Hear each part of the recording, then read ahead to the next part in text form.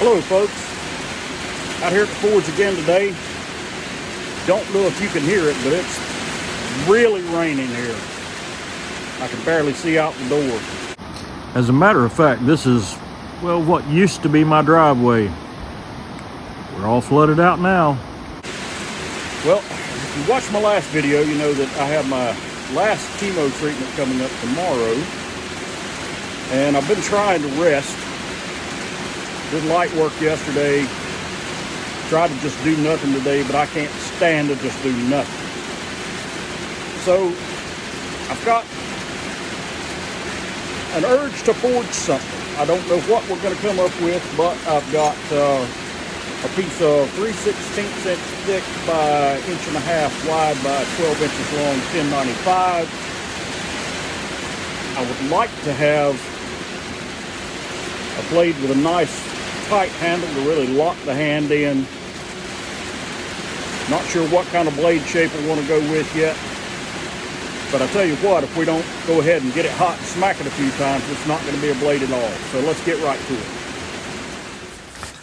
I know I usually start on the point, the blade end of the knife, but this time we're going to start with a handle. So I'm just going to round off that top corner. I want kind of a bird's head type end to the handle, something that's easy to grip and the hand can't slide off of. So that's what we're working on forging. I'm going to make that little offset. And that's going to be the beak of our bird's head handle. I use the horn both to start curving that around a little bit and to drive the beak in a little more and begin narrowing the handle down.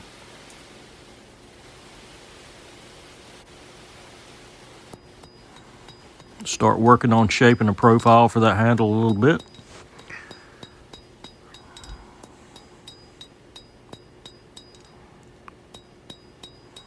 Try and keep everything a uniform thickness.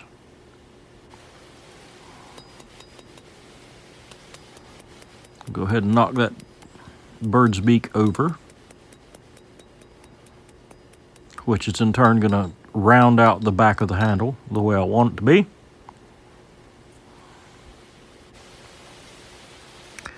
Come back out to the horn and begin shaping. Get it back to a uniform thickness.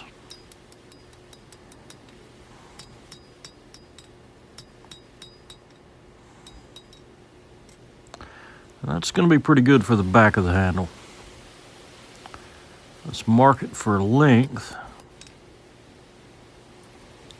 And I didn't realize till later on, but I really marked it a little long here. Oh well, it'll still work out. And you can see how I'm using the hammer to start shaping in the profile for that handle. And now, since we've begun our shaping, we'll go out to the horn. Do a little more shaping of the profile.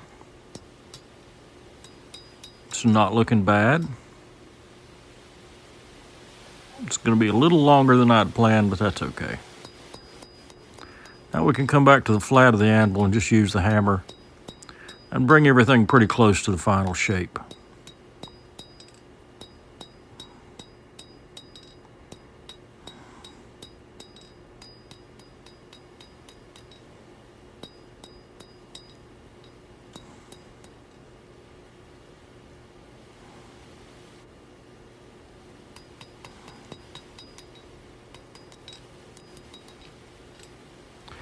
That's looking pretty good.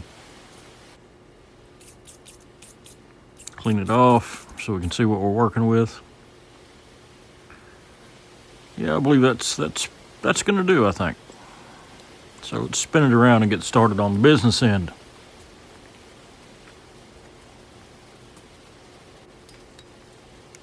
The first thing we're going to do is draw out a point, as always. I want kind of a long taper here.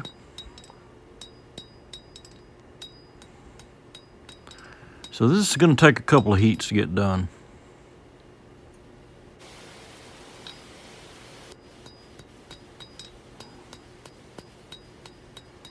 Just work that point out. Make sure the thickness stays uniform.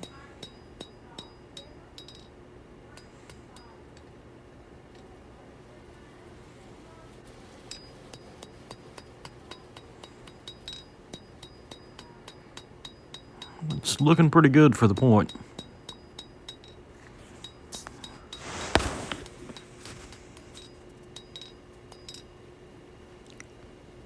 So, it's about time to start on the heel of the blade. And starting the heel here can be the real challenge. I want that heel pretty square. And that heel, to me, is the most important part of getting the edge where I want it. That heel is going to establish where I draw the rest of the bevel to. So I want that heel drawn down pretty square. I want the thickness right, and I want the bevel right on each side. It's looking pretty good, so we can start working out the length of the blade. Not too far at a time. Maybe just a hammer width at a time. No need to get in a hurry drawing out the bevels.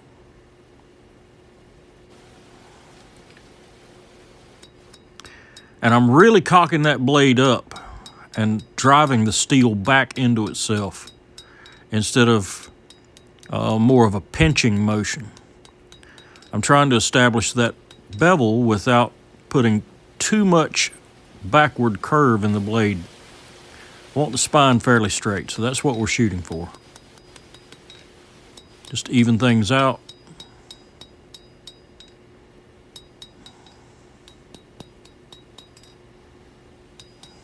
It's not looking too bad.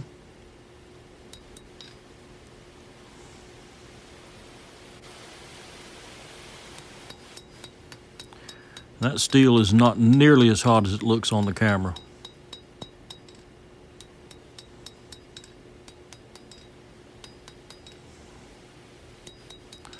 There we go. That's going to keep most of the spine straight.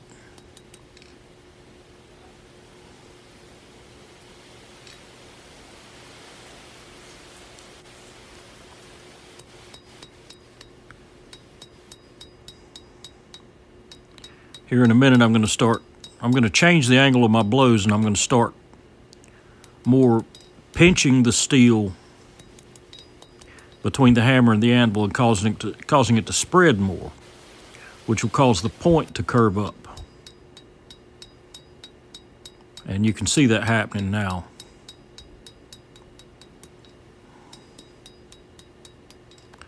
And that's kind of what I want.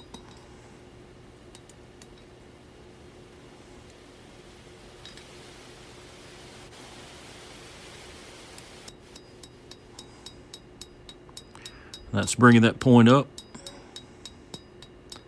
It's going to have a little backward curve, a little clip point.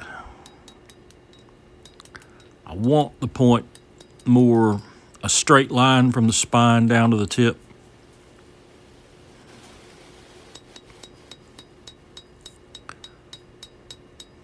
So we'll work the bevel out first. Once I've got the bevel established the way I want,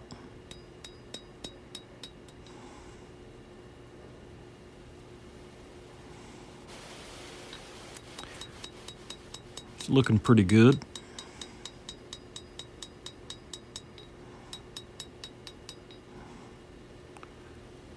It's a little bit off, not too bad. Now I'm going to hammer in a little distal taper, and that's going to straighten that tip out a little bit. There's a little on the tip I'll have to clean up with the grinder, but that's okay.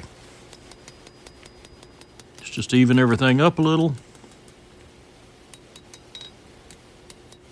And yeah, I'm fairly happy with the way this blade's turning out.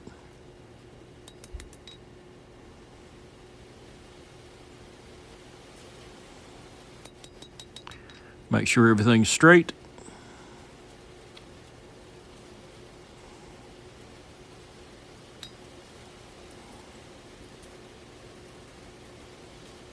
And let's see what we came up with.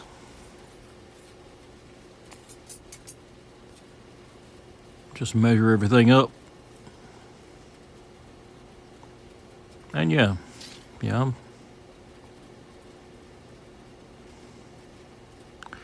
pretty happy with that.